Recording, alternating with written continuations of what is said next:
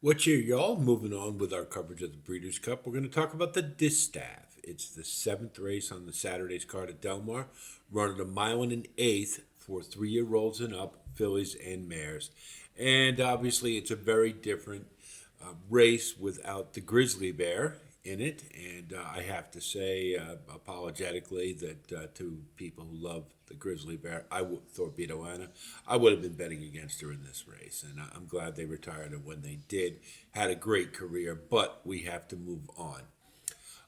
The race shape here to me is you've got certainly a couple of horses who want to give Seismic Beauty a little bit of a tussle and who'll be eager to try to get to the lead in Scottish Lassie and Dry Powder. My problem is with either of them, as to me, Scottish Lassie sort of needs everything her own way, and when she gets it, she's very good. But when she doesn't, uh, she becomes kind of ordinary. She showed a little versatility. She doesn't necessarily have to have the lead. I just don't think that she can work out a situation where she's going to have something favorable where she's going to be better than the other horses. That's really the reason I'm letting her go. Dry Powder just ran a great, has been on a nice little roll, ran a nice race in the cotillion. But I just think that this is a bit of a class jump that I'm not sure that she's ready for. And to do it the way she likes to, being up amongst the leaders, she's going to have quite a few others who are a little more battle tested, and it's going to be kind of difficult. So I'm going to let Dry Powder go, which means you're left with Seismic Beauty pretty much on the lead by herself in my opinion. She's in a favorable post in the 8 hole, and I think she'll get the lead. The tab is a Bob Baffert type of tab. You see those 6 furlong works, you see those 5 furlong works. This horse is ready to roll. Big filly, imposing. And I think once she's on the lead, that's what she does.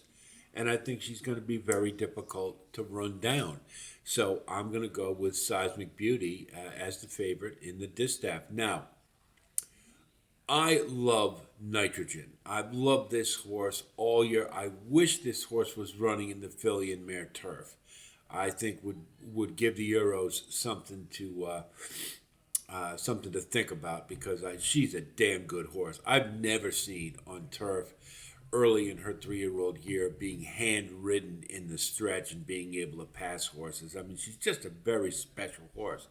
Now, they've moved it to dirt for obvious reasons. The paydays are bigger, and with Good Cheer, Immersive, and Torpedo Anna dropping out of the Distaff division, obviously it opens up a hole for a horse like Nitrogen. Has had a couple of good, solid dirt efforts. One of them, albeit was off the turf, but it was enough that they decided to run this horse back, and they were proven correct. This was a very nice race against Good Cheer.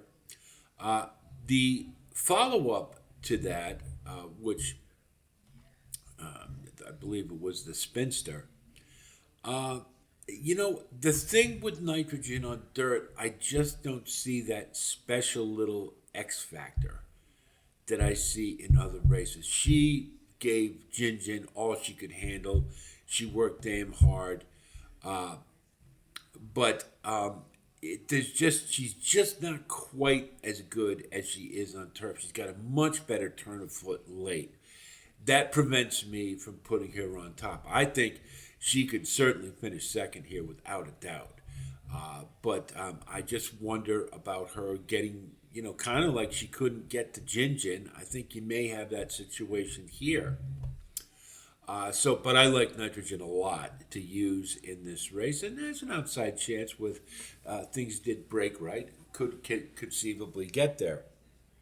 Cleico for Brendan Walsh just won the cotillion. It wasn't the greatest of races, I didn't think. It was a Cleico showed some nice turn of foot, some good determination to run down Dry Powder.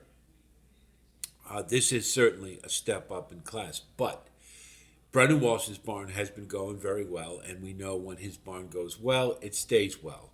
And Nitrogen, or Cleico rather, coming off a layoff, a career high, coming into the Breeders' Cup. The tab looks fine. I think there's a lot of reasons to like Cleico here. I just don't know if they're going to be able to. She could catch Seismic Beauty alone on the lead. But I like Cleico at 10-1. I think it's a horse you want to think about more for under, as is Scylla. Now, obviously, this Breeders' Cup is very different for Bill Mott now that Sovereignty is going to scratch, sadly. Scylla is a horse, in my opinion, that he keeps trying to find the sweet spot for. This is a Tappet. That may have something to do with it. I don't know. This horse ran in the Clement Hurst last year against the Dare Manor, gave a fine filly all she could handle.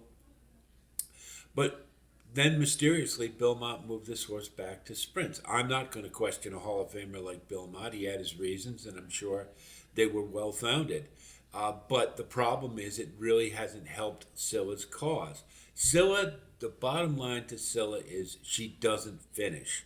Whether it be a route or sprint, she just can't seem to get over the hump. And, in the Breeders' Cup, certainly Bill Mott is a trainer that you never can overlook, and it's hard to throw a horse out. I just wish I could see this horse finish better. I do like the fact that she was so willing in the last race, going back to a route of ground, and maybe that'll wake her up. And, at 15-1, you could do a lot worse in trying to pick a long shot than Scylla. The problem, like I say, is she's just a little hard to trust because she doesn't finish. I'm definitely going to use her, especially at that price, but I just can't quite get there taking her on top, particularly when you've got a runaway leader like you're going to get with Seismic Beauty with a horse who has trouble finishing. I can't do it. Now, Darth Vader is a horse that I have overlooked sometimes because I keep looking at that pedigree being by Gervin, and I don't think this horse can get 2 turns. Well, she's run enough now to prove me wrong. I think she's coming into this race in really good form. Johnny V chose Darth Vader to ride rather, and I think that speaks volumes. I think this is a sneaky good horse here. Should be sitting right off of Seismic Beauty, probably closer than the others that I like here, even Nitrogen. And if she's good enough, she's got a chance. We know what Johnny V can do in the Breeders' Cup, and he's had a hell of a good year.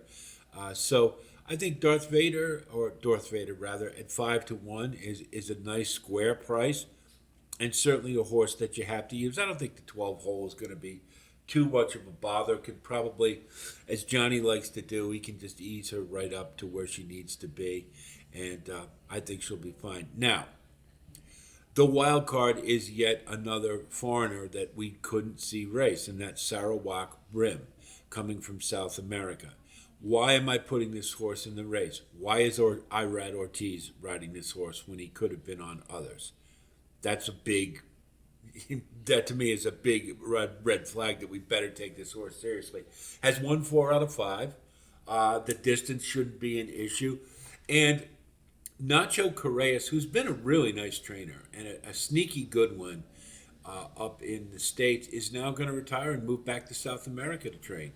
So this is kind of his last hurrah in the States, as it were, unless he comes back for the Breeders' Cup. And so why not? I'm going to throw Sarawak Rim in there. It's kind of a blind leap of faith, but Irad Ortiz and Nacho Correas, who is a nice trainer and can get a horse ready for a big race, at 12-1, why not throw in the mix? I think it's crazy to overlook, and you never know. Might be able to pull up the upset if this horse is for real. We'll see. Look at our wagering strategy. I think Seismic Beauty is the pick here. But certainly don't want to put a win bet when the price is going to be likely pretty short. If it stays around 9-5, I might consider it. I think that's probably fair value for Seismic Beauty. But we're going to put a win bet on Darth Vader at 5-1 as just for better value.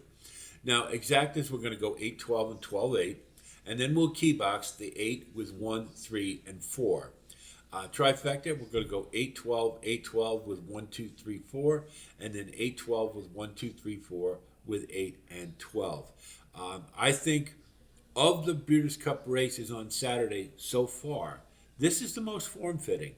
And that's really what's governing my decision. I just think Seismic Beauty is going to have the lead all to herself.